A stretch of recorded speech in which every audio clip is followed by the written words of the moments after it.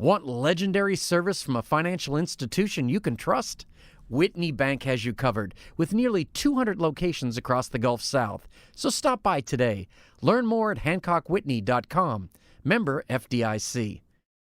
Major support for Out to Lunch is provided by the law firm of Jones Walker. Established in 1937 with over 375 attorneys in offices throughout the U.S., providing a comprehensive range of services to a local, national, and international client base. JonesWalker.com. And by Business First Bank, with locations throughout the state, including 11 offices in the Baton Rouge area, providing personal and commercial banking, treasury management, and wealth solution services to help clients succeed. Business First Bank, banking with greater momentum. From Mansers on the Boulevard in Baton Rouge, we're out to lunch with editor of the Baton Rouge Business Report, Stephanie Riegel. It's business Baton Rouge style. Hi, I'm Stephanie Riegel. Welcome to Out to Lunch. Internet shopping has led to the demise of many brick-and-mortar stores in recent years, and big-box department stores are closing down around the country. But there's still a place for the niche retailer in this highly specialized economy. What are they doing to battle the competitive threat posed by digital retail, and how do they attract and retain customers in this ever-changing marketplace? Michael Adler is the member of the fourth generation to run Adler's Jewelry, the exclusive jewelry and gift store founded by his great-grandfather, Coleman E. Adler. The store first opened in 1898 on Royal Street in the New Orleans French Quarter and quickly became the city's premier jewelry retailer. Today, Adler's has locations in Baton Rouge and Metairie, as well as its flagship store at 810 Canal Street in New Orleans, which has been in operation since 1902. Michael is the manager of the company and performs myriad duties across all the different stores. Michael, thanks for being here today. Welcome to Out to Lunch. Thank you so much. It's a pleasure to be here. Well, while Michael Adler is selling high-end jewelry, Michael Matthews sells top-of-the-line camping and outdoor equipment at his Baton Rouge store, The Backpacker. Like Adler's, it's also a family-owned business that Michael's father, Dale Matthews, opened in 1974. Some 43 years later, The Backpacker has expanded into Lafayette and sells everything from skis to backpacks to kayaks and all the gear needed to go along with it. Michael Matthews, welcome to Out to Lunch. Thank you for having me. Okay, Michael Adler, I'm going to start with you. Adler's is more than a store. It's really a New Orleans institution, a beloved New Orleans institution. Much as we love them in New Orleans, they don't always do well here in Baton Rouge. Tell me about your experience opening in Baton Rouge and when y'all decided to open here and how you've done in the years since. Well, that's an interesting question because it goes back to the time of Katrina.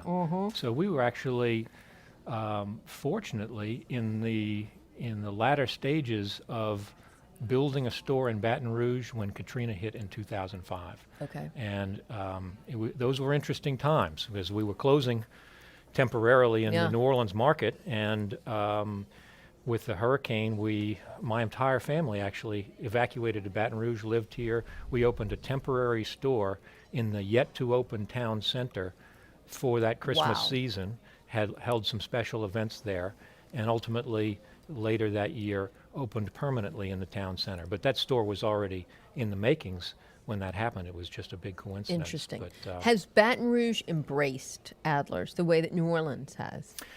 Well, again, another interesting question. You know, our roots in Baton Rouge go back generations also. Do they? And New Orleans being the home of our principal business, it was also a shopping mecca for many decades. And so we have many, many customers for generations in the Baton Rouge area because they go to New Orleans, have gone to New Orleans to shop for a long time. So we were opening here really to embrace and welcome a lot of the customers that we already had here. Interesting. Now, you all are jewelry and gifts, a whole variety of, but what is your primary niche in this market? So we do a lot of things. We describe ourselves as a full-service manufacturing jeweler.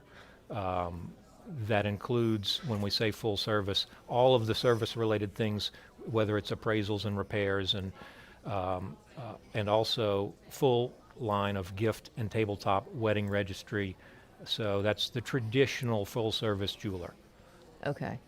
I want to talk some more about wedding registry. I think that's so interesting. But Michael Matthews, I want to bring you into the conversation. Your store is located really just down the street from Adler's. Uh-huh. And it's so much fun to go in there because I always feel like I'm in the mountains, like I'm in Colorado or North Carolina or something. Clearly, that's the feel that you're really going for.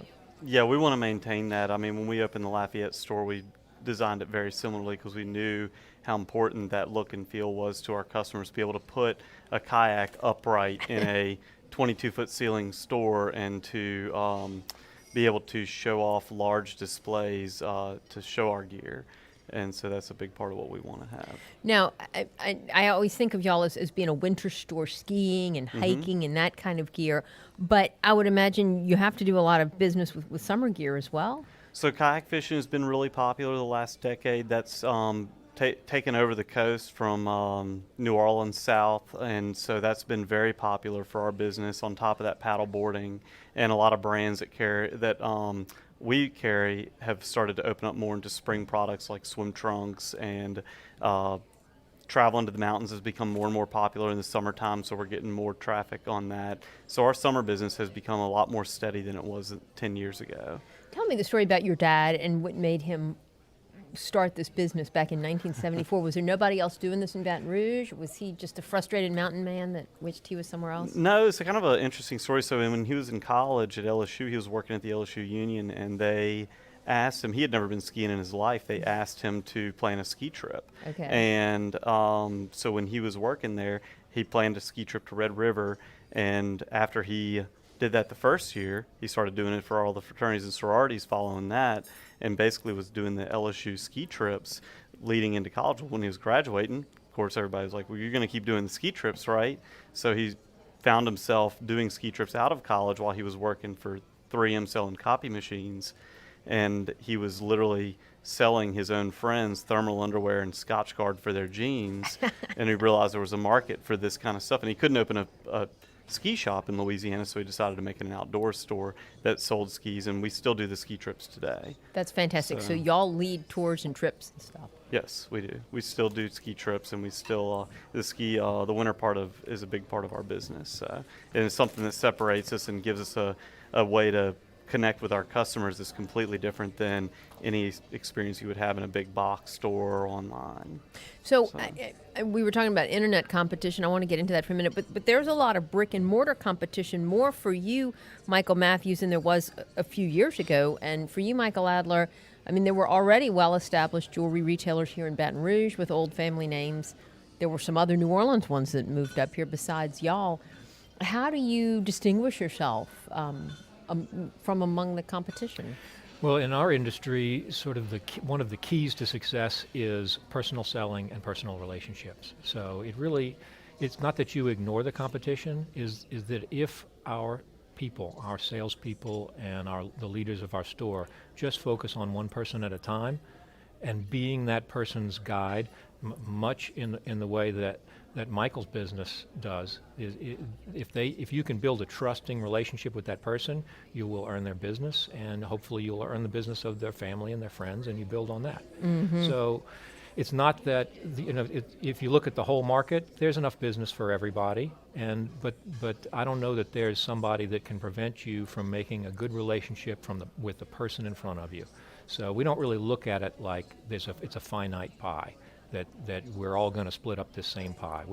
I think that if we do our job well, we will earn our living in the markets where we make that commitment and make that investment. So do you train your salespeople to sell that way? Absolutely. In fact, I actually do the recruiting, training, salesperson supervising for the stores, and I would say that relationship building is the primary focus of the sales training today. There's a lot of information out there on the internet today, much more than say 20, 25 years ago. Mm-hmm. People will come through your doors with a lot more information than they used to. Our salespeople are all very knowledgeable and they all have plenty of that training, but the focus really is on the personal relationship development. Do y'all have the problem, and it might be more prevalent at the Backpacker, for instance, where people will come in and shop, they want to touch the product, they want to see it, they want to try it on, and then they go home and buy it on Amazon?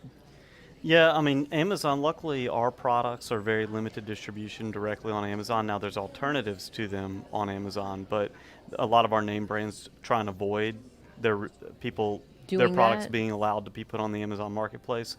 But as far as buying online, we try and make sure that every customer knows before they walk out the door, if they have expressed interest in their product, that we guarantee the lowest price or match price, if not that, and we give them the customer service to go along with it. So ideally, if they're price shopping, they have a reason to purchase it with us. Do you find that a lot? Do people come in and bring you a screenshot of something that they found online for $20 less? Yeah, absolutely. And I mean, it comes up a lot of times. What ends up happening is they either, when you go to add to cart, it's an item that's discontinued that they don't have their size in. And so you run into these problems where, sure, when they print it out, it looks good, but when they actually go to add to cart, it's either a discontinued color or it's a discontinued style that doesn't have their size in it. So our manufacturers are very protective of price. And they have MAP policies in place to keep it an even playing field, and therefore when it's typically off price, it's typically probably an old product. What about for y'all at Adler's, Michael Adler? It's a mixed bag. We are in a lot of product categories, and so just like Michael was talking about, we have some vendors that we represent. We are a dealer, and they protect both their MAP pricing or their distribution online. We also, as part of our core strategy in a manufacturing jewelry situation, is that we develop a lot of product for our marketplace and for our customers, on which there's no competition online because it's our own product. So like uniquely developed in New Orleans, or you might commission a designer to. We have in-house full-time designers. Wow. And we develop product all the time in really all of our categories, whether that's tabletop, giftware, jewelry, fine jewelry, or fashion jewelry. We have lots of lines of our own product. In fact, we're moving fast in the direction of not only having our own developed product, but our own house brands. Really? Yeah, so, today in our business, if you go and shop the marketplace, what we would describe that you'll find in some stores is what I'd describe as a duty-free shop. You walk in and it's just brand after brand after brand, and there's nothing that's actually made by the house or developed for that marketplace. But if you come into Adler's, you'll find Christy Calley, which is a local New Orleans jewelry designer who designs for our marketplace, presented to you just as you would see a David Yurman presented in another store. Sure. Or the Cobblestone collection designed by my father. You're listening to Out to Lunch. I'm Stephanie Riegel. We're talking to Michael Adler of Adler's and Michael Matthews of The Backpacker. How then do you market this and promote it, get the word out to people who may not know? And how do you create that cachet around Christy Calley or Cobblestone, so that people say, oh, I want that name, because brand is all about image, Again, you've asked a very big question, because brand building is a science around which business people write books.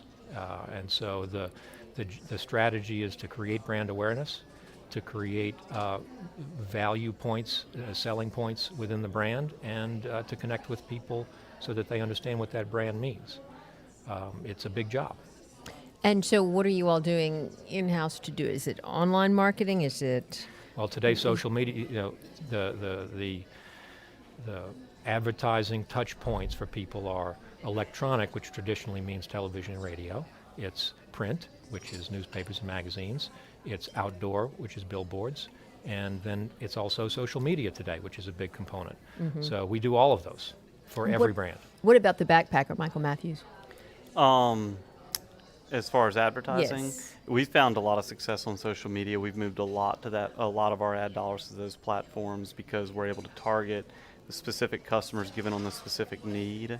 And carrying a brand story, like he said, is really important on Instagram and these things where you develop followers who really want, you want them to see a common theme across your brand platform. So being able to communicate with our customers directly that way is really important. Email marketing is another really important factor of where we see successes in being able to communicate with our repeat customers.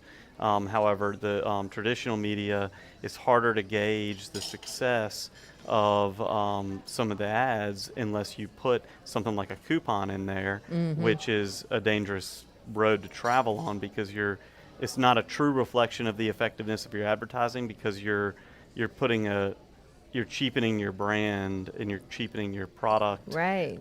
You're cheapening the value of your assortment by trying to. It's not a true reflection of how that ad works. So Whereas you can interesting. see that a lot better on electronic advertising. What about online stores? I mean, you can order any of your products online. Do you all have thriving online businesses? We do have a thriving online business, and therefore, when this conversation is typically framed in, what are you doing about competing with online? And I think that today the conversation is, what is the merger of your online and your bricks and mortar stores? Because I think that we all have online stores that are a component of what we do. I would say in an ideal world, you would want your online presence to be as close to a mirror of your in-store experience as possible. But we are in a complicated business and a complicated world and a lot of product categories. Yeah. So some things it's not possible. We have brands that don't want us to represent them in online presence. So, Really? so you have to manage that. Because they feel like they're too high end and they want the customer to have the in-person experience? No, because some brands don't want their product to be sold in e-commerce. So it's At only all. a physical, they Right. want the customers to come into the stores, which I understand. That gives you the opportunity to provide the service that you want to provide, which separates you from a lot of your competition. What percentage of your sales is online versus in-store? Ours tracks the marketplace from all the statistics that we read, which is that even though it's growing and it's growing nicely, in the gift and jewelry industry, online sales are between 8 and 10% of your total business. Is that all? Yeah. Okay. What about with the backpacker? Our online store has been growing, and we one of the most fascinating things we've found about it is that about half of our orders, maybe a little less than half, end up being a lot of in-store pickups, or we even ship to neighborhoods within our own zip code. Really? And so we found that to be very important, that we have our website and as a representation, like he said, a mirror image of your store, so that your customers, because they are looking online even before they come to you, even if they don't intend to purchase online, they do want to see you online. They want to see your product mix. They want to see what your business is all about, and they want that information available to them at the touch of their fingertips. But we have a lot of in-state orders, and we have a lot of in-town orders, both in Baton Rouge and Lafayette, which shocked me when we started doing a lot of this. It's like we're shipping something two Down the blocks block to away. Yeah, Bocage. literally, I've shipped I stuff believe to it. Bocage. We had an order for a YOLO bike to Walden one day, and I was like, just get in the truck and take it over there. Don't ship it. No question. You're listening to Out to Lunch. I'm Stephanie Riegel. We're talking to Michael Adler of Adler's and Michael Matthews of The Backpacker. Y'all are both in business with family, and that presents its own set of challenges and probably its own benefits as well. Did you have any choice about following in your family footsteps, Michael Adler, for instance, and how is it working so closely with your dad and your sister and others? Well, so my story is this. Of course, I had a choice. In fact, I, after college, went to law school. I practiced law full-time for 10 years. I was the family's lawyer, but I was not working in the business full-time every day. And then at some point, I pursued a business opportunity which led me to change my status with my law firm. I went of counsel, although I still practice law. I only do it part-time. And I was in business for several years, and then sort of moved back into the family business when an opportunity presented itself, which has been a great joy for me. Again, although I worked at the store when I was young, I spent basically a full adult career away from the business. I had that opportunity to long for it to some extent and to go back into the business, certainly by choice. That's so good, because you probably wouldn't have felt that way if you had to go in right after college, Right, for instance. right. So, and everybody's story and experience is different, but that's mine, and so it's been a joy, and to see my family every day after having been away from it for so long. And you all have a good working relationship. I'm sure you wouldn't tell me otherwise. But how do you keep from letting sometimes family tensions get in the way of what needs to be a cold, hard, rational business decision? So I guess the way I would answer that question is that, and again, I can only answer from my situation, which is that my generation of my family's business is really kind of blessed with people that have different aspects to which they contribute to the business. So in other words, I am a lawyer, administrator, sort of on the management side. I have a brother who has through his career made himself really a jeweler's jeweler and an expert in certain spheres of our business. And at the same time, my sister has done the same thing for her with regard to her integration into the lives of our customers and really being one of the figureheads of our business. Everybody's contributing in a different way, and as long as, certainly there's not always 100% agreement, but as long as everybody treats one another with professionalism and respect, the business moves forward in a positive way. What about you, Michael Matthews? Did you have a choice, or it seemed like the natural course of? I had a choice. I was definitely encouraged to make sure that I knew that this is what I wanted to do. I was the youngest of three, or still am the youngest of three, and neither one of my siblings were interested in the business at all.